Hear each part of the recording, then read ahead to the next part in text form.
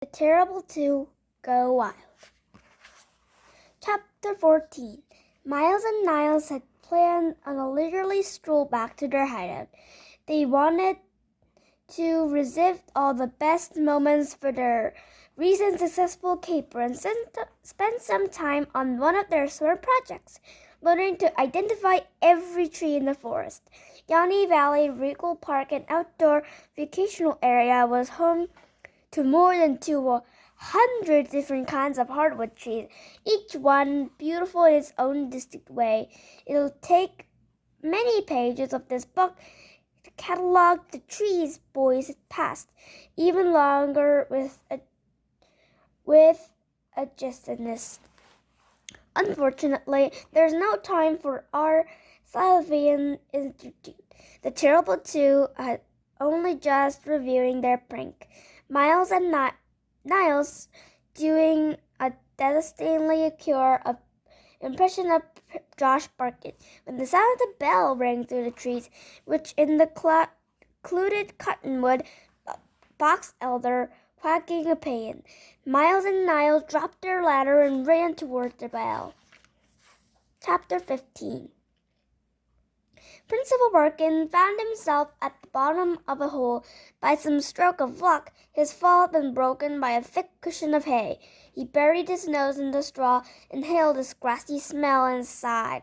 It reminded him of Brother's dairy farm. His brother was named Bob, and he was a smug, an unscrupulous man, but his farm smelled nice. Principal Barkin especially enjoyed visiting the dairy farm during haymaking season, when the fragrant alfalfa lay drying in great piles beside Bob's farm. Then it occurred to Principal Barkin that the hay was not a natural thing to find in forests. Moreover, holes were not a natural thing to find in forests. A hole full of hay, well, that was extremely uncommon. It was unnatural. And why hasn't he noticed the hole? He's simply been walking across a path of grass when the ground just gave way. That was certainly unnatural as well. A natural irrigator. He got on his hands and knees and felt around on the ground. "What the sod?" he said, staring at a handful of sod. The hole had been camouflaged. Barkin realized that he was in a trap. "A bear trap," said Principal Barkin. He chuckled. It was fitting. On draft training days, he loved making teachers induce themselves and say an animal that began with the same letter as their last name. It was a giant icebreaker. Principal Barkin always led by example. Principal Barkin Bear. And when Miss Shandy Stingaway, Coach O, Elliot, Ick, and so on and so on. A smile flickered across Principal Barkin's face. Down in his hole, he wondered what the rest of his family was up into this summer, and if any of them was having great adventure like getting stuck in a bear trap. Anyway, there are plenty of other animals that started with the letter B. Buffalo for one, bunny for two, burro, which was Spanish. But in the icebreaker, Principal Barkin always chose bear because he felt very much like a bear. Scientifically a Kodak bear, which was the best bear and the most powerful. Well, now he just had to wait until the hunters set this trap and returned and found Derry Barkin down here instead of a bear. A principal in a pit. Wouldn't that be a surprise? Not knowing how long he'd been there, Principal Barkin pulled a bag of trail mix from his pack. He prepared it using a family recipe. All nuts, no chocolate. Principal Barkin's grandfather invented the snack and named it Barkin Grop. His father, mistakenly believing that grop was an acronym for good old raisins and peanuts, had named it Barkin Snorgren, since the honey raisins either. Grub is actually an old word that means eat greedily. That's the kind of surprising fact you might in the middle of a story about adventures in the woods, but of course, Principal Barkin's father didn't read those. Principal Barkin was sculpting his noggin when he noticed the bell. There was a bell on the head.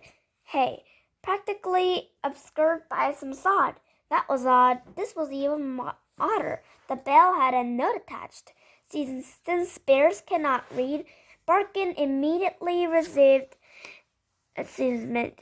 This was a man trap, or perhaps it'll be better to say human trap. Although in this particular case he was a man and human trap lacked in a certain ring, so yes, a man trap. The bell, the note, the hay, the sod, the fact that he was on the top of a hole just beyond his reach of a man, it all made sense. But who would make a man trap in the woods? A jolly fellow seeking a school principal to round out his merry band. A fairy queen seeking a school principal to round out her woodland court. An insane hermit seeking a school principal to round out a balanced breakfast. Principal Barkin hoped it was the last one and gave the bell a ring. Chapter 16. Miles and Niles peered into one of their traps and were surprised to see their school principal peering back. Ah, Principal Barkin was cringed. I should have known. The terrible twos. Terrible twos, Miles. The terrible two, said Principal Barkin. Niles were quiet. He was lost in his own mind. At this moment, one Barkin was stuck in a tree, while other one was stuck underground. The symmetry of the situation tickled Niles' brain. For Niles, pranking was an art that he and an artist impression for beautiful accent. What are you doing down here? Miles asked. Back when he suspected Miles Murphy to be a prankster but believed Niles Sparks to be a model student, Principal Barkin had liked Miles much better than Miles. Now that he knew that Miles and Niles were both pranksters, he still preferred Niles. That is a question